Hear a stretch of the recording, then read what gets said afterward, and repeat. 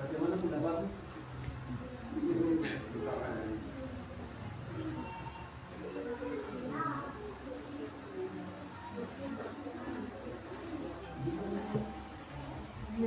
Saat kami sudah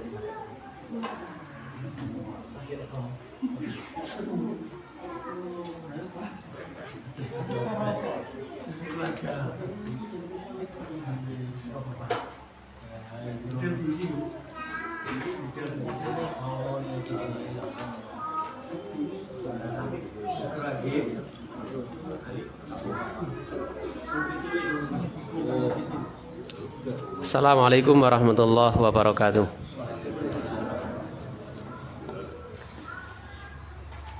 Alhamdulillahirabbil alamin wa bihi nasta'inu ala umuri dunya waddin. Asyhadu an la ilaha illallah wahdahu la syarikalah wa asyhadu anna Muhammadan abduhu wa rasuluhu la nabiyya ba'da.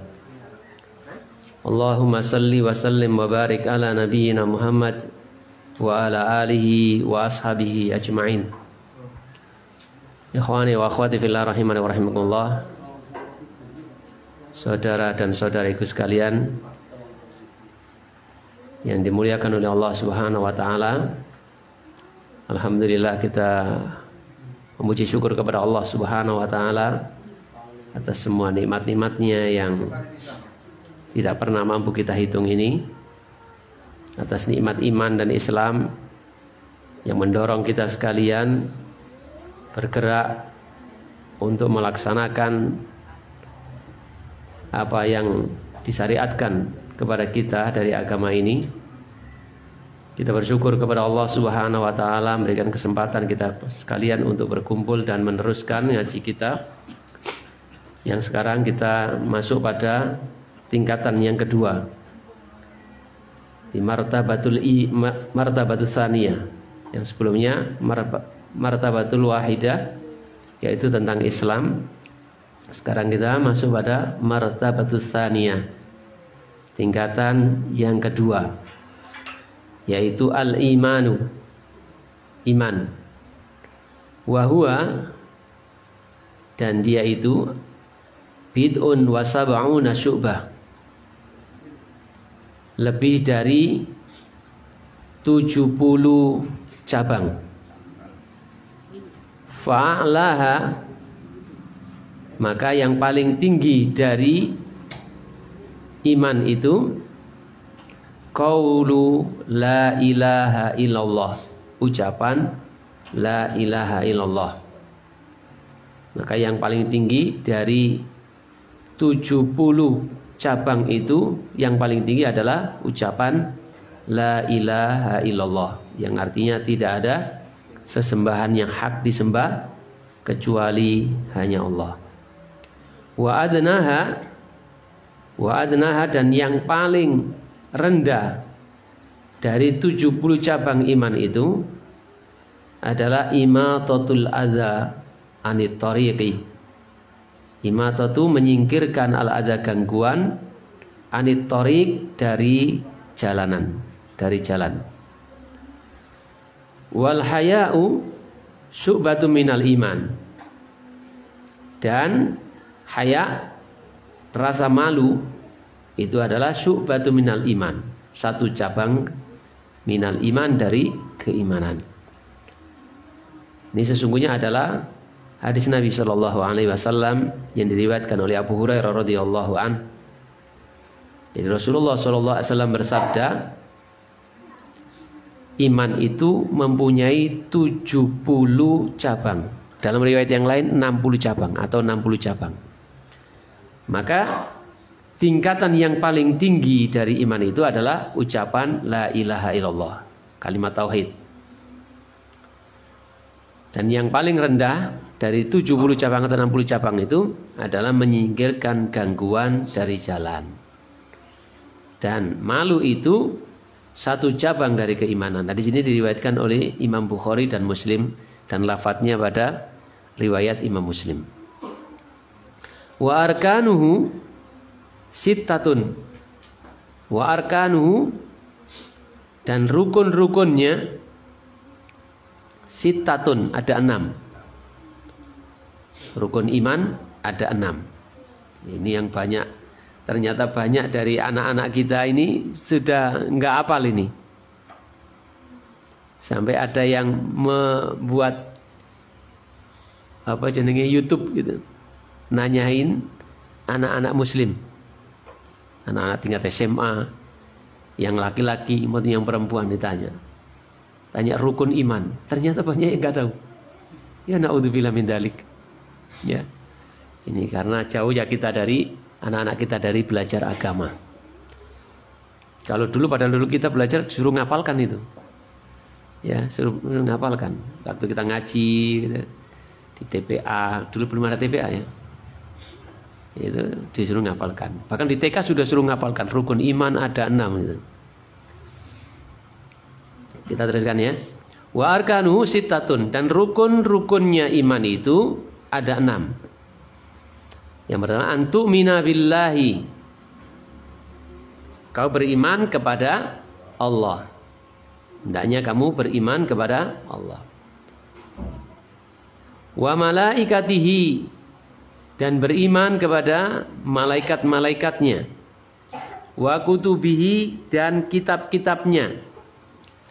Wa rusulihi, dan rasul-rasulnya. Wal yaumil akhiri, wal yaumi, dan hari al-akhiri akhir. Wa tu'mina, dan beriman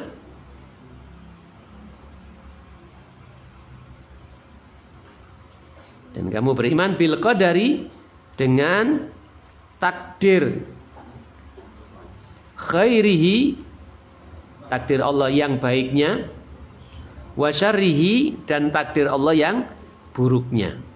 Dua-duanya kita imani. Beriman kepada takdir baik yang baik maupun takdir yang buruk. Wa dalilu ala hadhil arkan, wa dalilu ala hadhil arkani sittah, wa dalilu, dan dalilnya, dan dalil ala hadi, atas hadhil arkan sittah, rukun yang 6 ini, qauluhu ta'ala, firman Allah Subhanahu wa taala.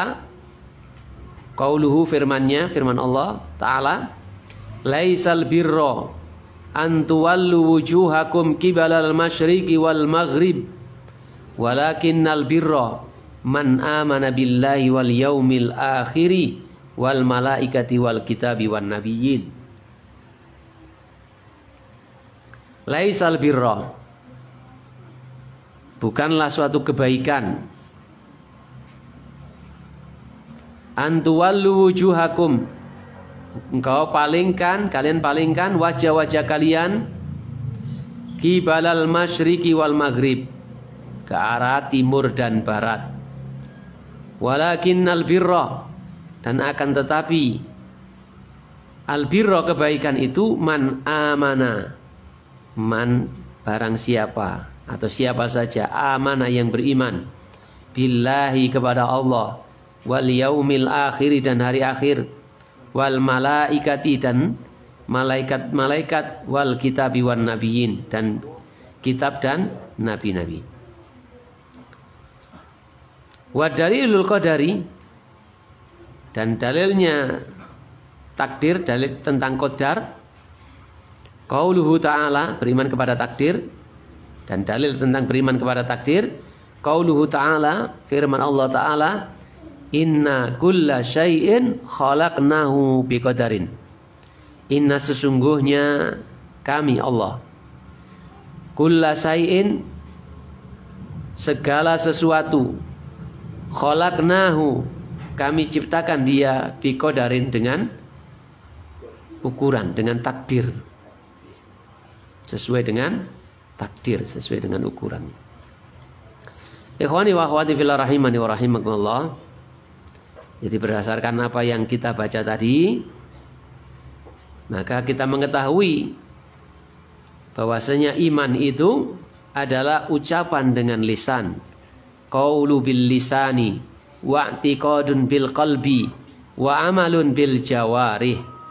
Iman itu ucapan dengan lisan, keyakinan di dalam hati, dan amal dengan anggota tubuh kita ini. Ini makna iman secara pengertian syariat yang dipahami oleh Ahlussunnah wal Jamaah. Jadi iman itu meliputi 3 hal ini. Takriru bil lisan atau ucapan qaulu bil lisan, ucapan lisan kita. Tasdiqu bil qalb, pembenaran di dalam hati, atau wa'tiqadun bil qalbi, keyakinan di dalam hati, wa amalun bil jawarih, dan amal dengan anggota tubuh kita. Hati, lisan, dan perbuatan kita. Yazidu bit ta'ati wa yankusu bil ma'siyah.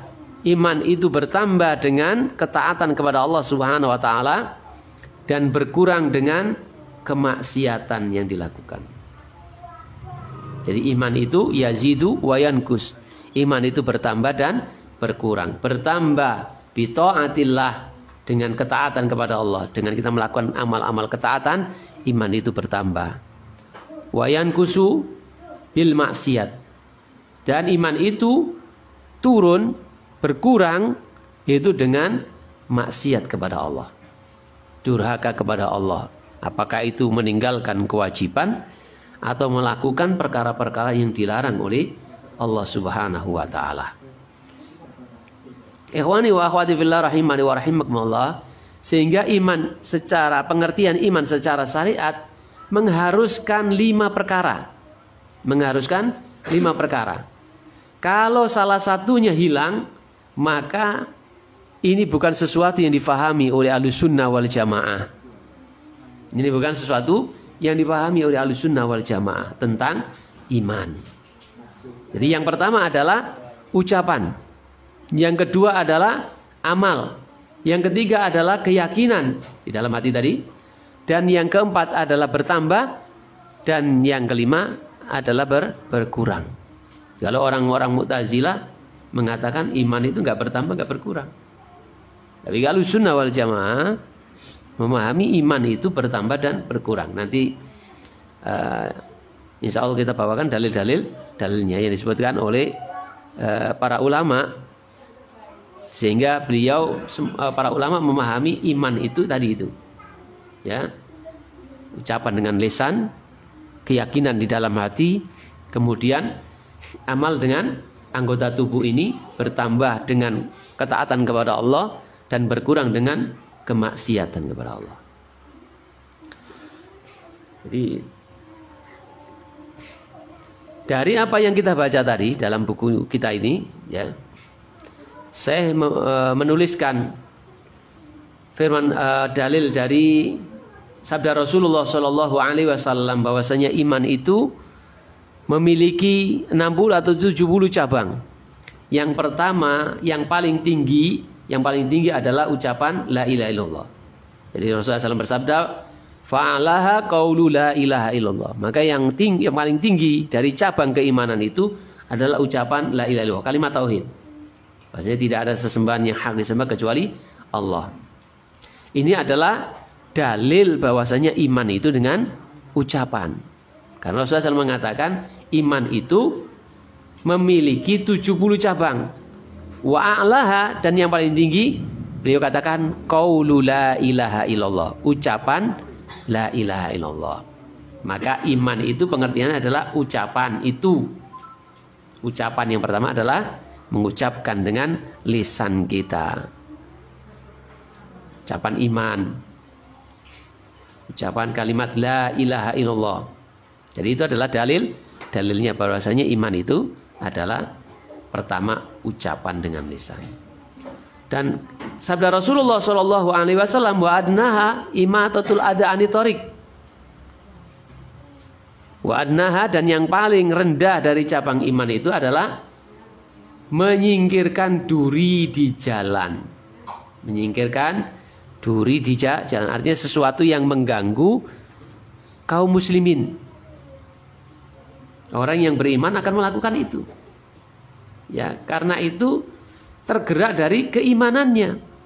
Ini mengganggu kaum muslimin.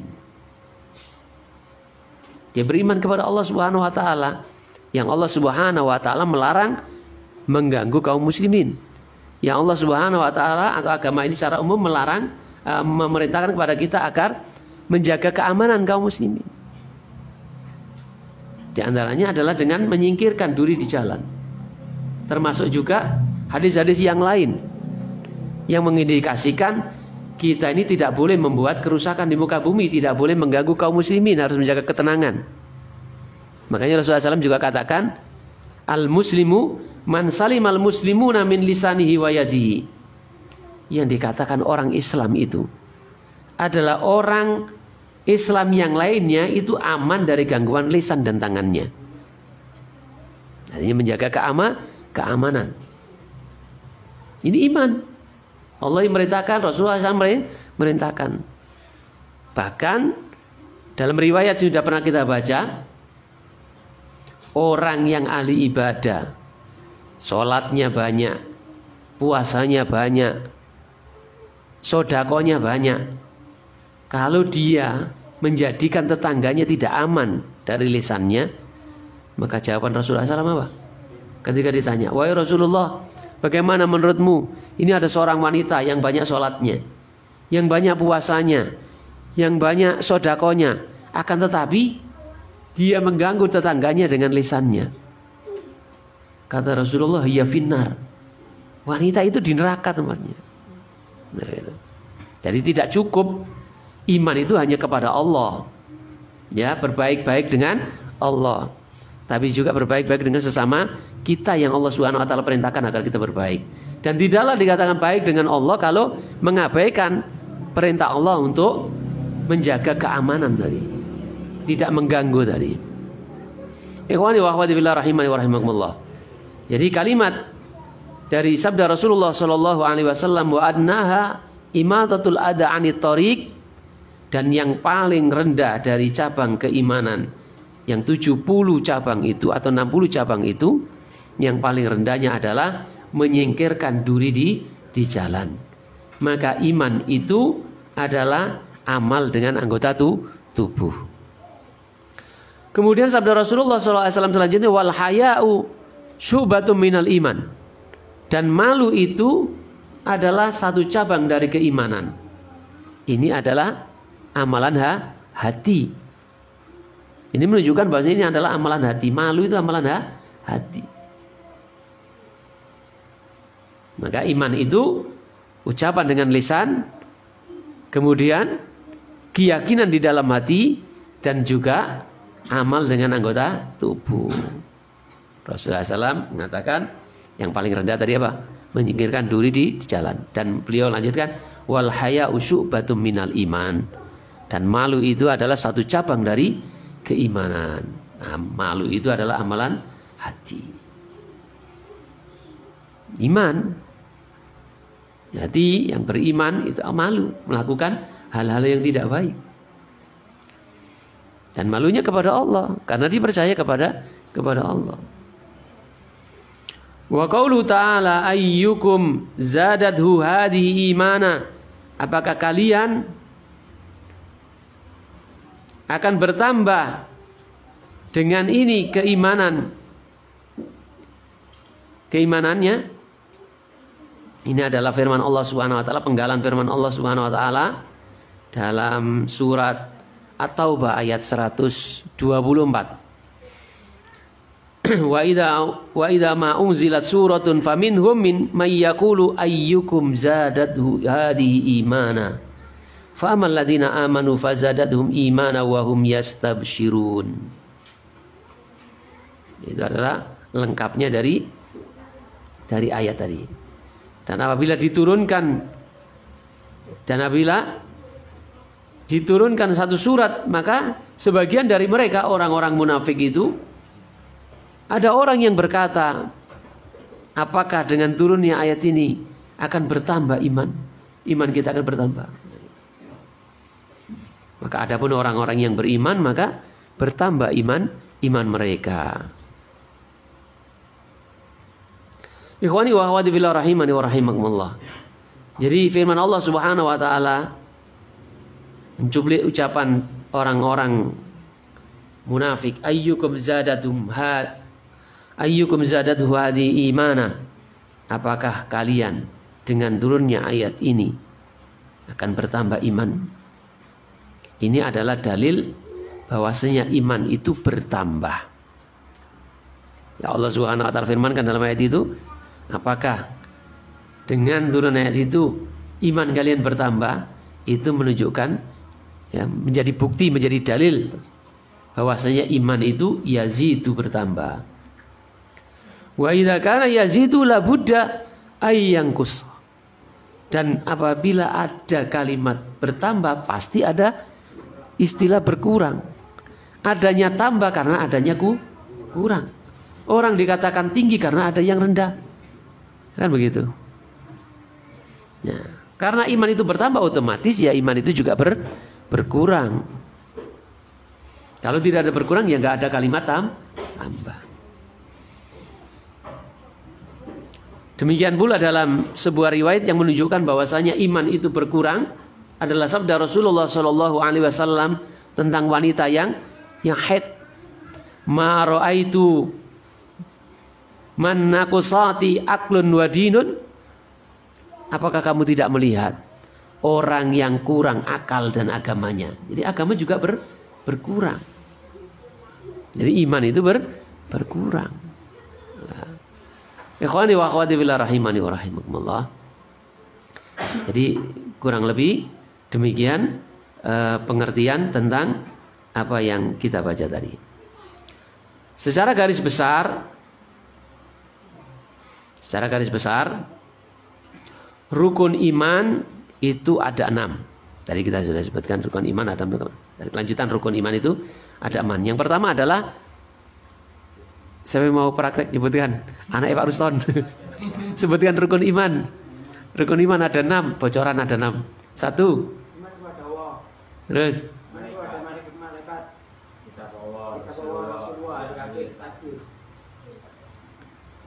Kok cepat tenan piro iki? 6. Ya, alhamdulillah. Alhamdulillah. Nanti hadiahnya minta Pak Sultan. Jadi beriman, pertama beriman kepada Allah. Rukun iman ada 6. 1, beriman kepada Allah. Beriman kepada malaikat-malaikatnya. Beriman kepada kitab-kitabnya. Beriman kepada Rasulnya. Rasul-Rasul yang diutus oleh Allah. Beriman kepada hari akhir. Dan ini banyak disebutkan. Beriman kepada Allah dan hari akhir. Selalu bergandengan itu. Dan yang terakhir, yang ke-6 adalah beriman kepada takdir Allah. Baik takdir yang baik maupun takdir yang buruk. Jadi Allah menakdirkan dengan takdir yang baik. Ya, kita senang gitu. Ada juga takdir yang buruk yang harus kita bersabar dengannya. Ini adalah rukun iman. Dan yang ngaji harus sudah hafal semua gitu. Ya. Jadi rukun iman. Dan ini melazimkan untuk mengimani 4 perkara. Pertama, rukun iman kepada Allah itu berarti mengimani tentang keberadaan Allah. Jadi rukun yang pertama, beriman kepada Allah, ini melazimkan kepada 4 perkara, 4 hal. Yang pertama adalah beriman adanya Allah. Beriman bahwasanya Allah itu ada. Dan ini bisa dibuktikan dengan 4 hal. Minumnya tangan kanan, ojo ngasih. Malu. Yang merasa saja. Jadi beriman kepada Allah, yang pertama itu beriman tentang adanya Allah. Bahwasanya Allah itu ada. Walaupun kita saat ini tidak mampu melihat Allah. Tapi dalam keyakinan Ahlussunnah wal Jamaah, bahwasanya kenikmatan yang paling besar yang dirasakan oleh penduduk surga itu adalah bisa melihat Allah. Sebagaimana sabda Rasulullah SAW. Dan beriman tentang keberadaan Allah. Allah itu ada. Itu bisa dibuktikan dengan akal. Dulu pernah kita sempat singgung awal-awal. Itu kan dengan akal kita. Sesuatu yang ada tidak mungkin, akal kita tidak akan menerima kalau sesuatu yang ada itu tanpa ada yang membuat. Walaupun kita tidak melihatnya. Adanya mic, adanya mic. Walaupun antum sekalian tidak pernah melihat, satu pun tidak ada yang pernah melihat mic ini dibuat. Tahu dok TV, enggak lah mic CJ. Mic ini loh maksudnya. Atau meja inilah gitu. Meja ini. Mungkin kita tidak ada yang tahu yang membuat meja ini, tapi akal kita tidak akan bisa menerima kalau meja ini jadi dengan sendirinya. Ini kalau akalnya waras ini. Kalau akalnya nggak waras menggendeng ya iso wae ngomong sakarepe dhewe. Tapi akal yang waras tidak akan bisa menerima apa jenenge iki? Tripod ini yang kita lihat, yang kita saksikan ini, adanya tripod ini, walaupun kita tidak melihat orang yang membuatnya, pasti akal kita nerima kalau ini, yakin kalau ini ada yang membuatnya, tidak ujuk-ujuk jadi, walaupun kita tidak pernah melihat yang membuatnya. Demikian pula apa yang ada di alam semesta ini, termasuk diri kita ini ada, pasti tidak jadi dengan sendirinya, pasti ada yang membuatnya. Apalagi dengan mempelajari keteraturan apa yang ada dalam diri kita. Tentang mata saja, ada kornea mata ini, ada yang untuk begini, terus laki-laki dan perempuan matanya beda, gitu. Unsur-unsur di dalamnya beda. Gak mungkin jadi dengan sendirinya. Ya gak mungkin jadi, pasti ada yang membuatnya, dan dia membuat pasti yang Maha Kuasa, yang kuasa sampai sedetil itu. Makanya semakin mempelajari tentang makhluk Allah, orang akan semakin bertambah imannya, akan semakin yakin akan adanya dan kemahakuasaan, keagungan Allah Subhanahu wa taala Sang Pencipta. Jadi beriman kepada adanya Allah, Allah itu ada, itu bisa dibuktikan dengan akal kita. Bahwasanya dengan apa yang ada ini, akal kita mengatakan pasti ada penciptanya. Dan penciptanya tidak lain kecuali Allah Subhanahu wa taala. Kalau orang lain mungkin penciptanya bisa beda namanya, gitu. Tapi semuanya akan percaya pasti ada yang beda. Akalnya orang kafir yang tidak beriman kepada Allah juga akan percaya bahwasanya yang ada ini ada penciptanya. Orang jahiliyah yang dulu didakwai Rasulullah Shallallahu Alaihi Wasallam, yang nggak percaya, nggak beriman kepada Allah, nggak beriman kepada Rasulullah, itu saja percaya. Ya Allah Subhanahu wa taala dalam Al-Quran, jika kamu bertanya kepada mereka siapa yang menurunkan hujan, yang menciptakan ini dan itu, fayaqulun Allah, mereka menjawab Allah. Ya, itu padahal mereka nggak beriman. Orang yang komunis, siapa yuk? Ceritanya siapa itu tentang komunis? Stalin atau siapa? Atau siapa itu, saya pernah baca itu? Atau Hitler? Ketika meninggal dunia, ajalnya sudah dekat, hampir meninggal dunia, dia baru percaya ternyata ada yang lebih kuasa dari dirinya, yang dia tidak mampu untuk, yang selama ini Hitler kayaknya itu, yang dia selama ini pokoknya apa yang terjadi itu karena kita. Tapi ketika dia hendak meninggal dunia, dia tidak mampu untuk menguasai dirinya. Baru dia yakin ternyata ada yang lebih kuasa dari dirinya. Atau kalau dia komunis atau nggak percaya Tuhan, ternyata ada Tuhan. Gitu. Buktinya ada sesuatu yang tidak bisa dia kuasai dari dirinya. Gitu. Nggak bisa bangun, nggak bisa ini. Padahal selama ini apa yang dia inginkan selalu tercapai. Allah.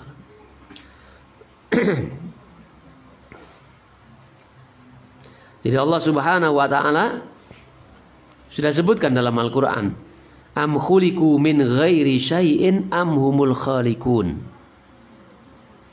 Apakah mereka itu diciptakan tanpa sesuatu? Am humul khaliqun, atau mereka yang menciptakan diri mereka sendiri?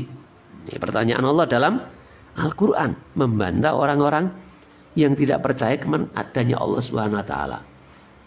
Apakah mereka itu diciptakan tidak oleh sesuatu pun, atau mereka sendiri yang menciptakan diri mereka sendiri? Kemudian yang kedua, adanya Allah itu bisa dengan dirasa. Ya, bisa dirasakan. Ketika kita mengalami suatu kesusahan, ya, kesempitan, tiba-tiba kita mengangkat tangan kita, berdoa kepada Allah Subhanahu wa taala, memanggil Allah, ya Rabbi, ya Rabbi. Ya, kalau nggak beriman ya mau sambat doa, Duh Gusti. Artinya ada yang membuat seperti itu, yang menjadikan dia susah, sempit, sakit gitu. Tanpa dia berpikir apa-apa, sambat Duh Gusti, ya, gitu kan ya. Atau kalau orang-orang model kita ini ngangkat tangan kita, meminta kepada Allah Subhanahu wa taala, ya Allah, sembuhkanlah aku. Ya Allah, lancarkanlah usahaku. Dan mengangkatnya tangan ke atas. Gak ada tangan kemana-mana gitu. Ya, karena walaupun kita tidak belajar Allah itu tidak membaca ayat Allah bahwasanya Allah di atas arsy-Nya yang maha tinggi, secara rasa kita, naluri kita, Allah itu zat yang diagungkan, itu zat yang maha tinggi di atas seluruh makhluknya. Ya, buktinya tadi, ya, tanpa kita sadari, ketika kita berdoa itu mesti mengangkat tangan ke atas, tidak mengangkat tangan kemana-mana. Allah di mana? Allah dari mana-mana. Jadi mintanya, ya Allah gitu. Oh gitu.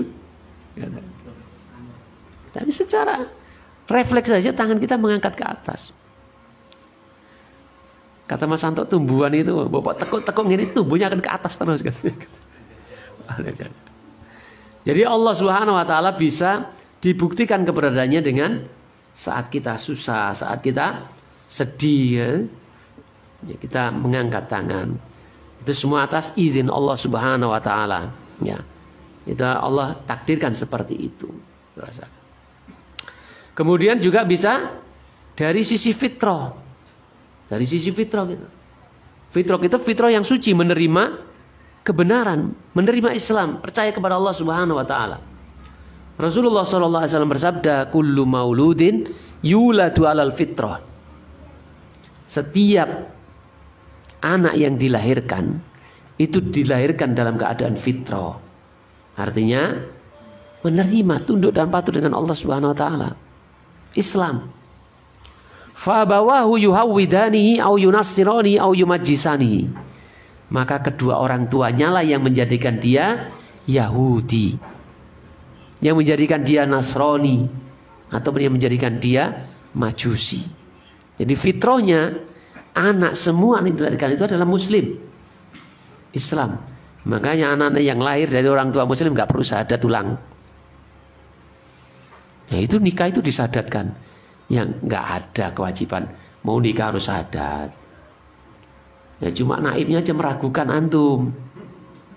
Gitu. Makanya bajunan kuku nih pas arep nikah tok ae gitu.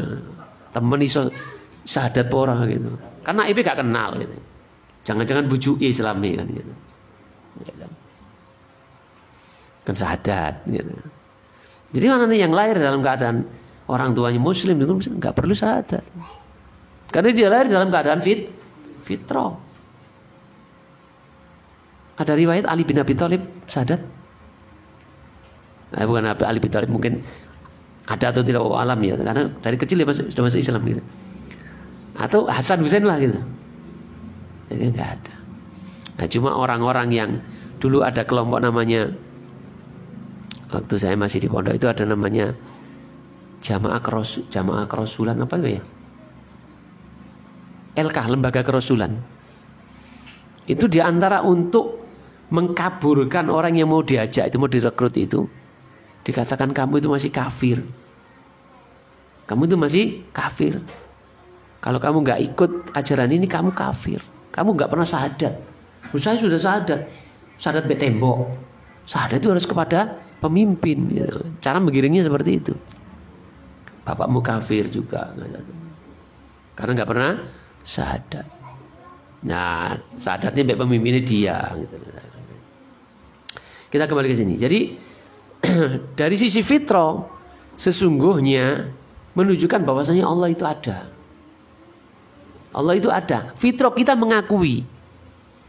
Kita ini tunduk patuh kepada Allah Subhanahu wa taala. Hanya saja kadang-kadang kedua orang tua kita yang menjadikan kita yang dilahirkan dalam keadaan fitrah itu menerima Islam, percaya kepada Allah, ngakui Allah itu ada, lalu dirubah menjadi Yahudi, Nasrani ataupun Majusi. Dan itu juga menunjukkan bahwasanya lingkungan itu sangat berpengaruh untuk perkembangan anak, terutama lingkungan keluarga, karena kedua orang tuanya. Lingkungan pertama bagi anak adalah kedua orang tuanya. Yuhawidanihi au yunasironi au yumajisani, yang menjadikan dia, si anak yang lahir dalam keadaan fitrah, percaya Allah itu ada, tunduk patuh dengan Allah Subhanahu wa taala, menjadi Yahudi, menjadi Nasrani atau menjadi Majusi. Ya. Silakan diminum, Mas.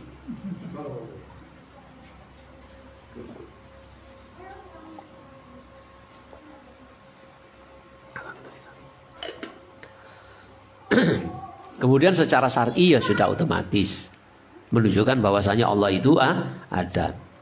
Ibnul Qayyim al-Jauzi dia mengatakan, "Ma min ayatin fi kitabillahi", tidak ada dari satu ayat di dalam kitab Allah Al-Quran, "illa wa fiha dalilun ala tauhid", kecuali di dalamnya menunjukkan kepada tauhid, menunjukkan kepada keesaan Allah. Bahwasanya Allah itu esa, Allah itu ada dan esa.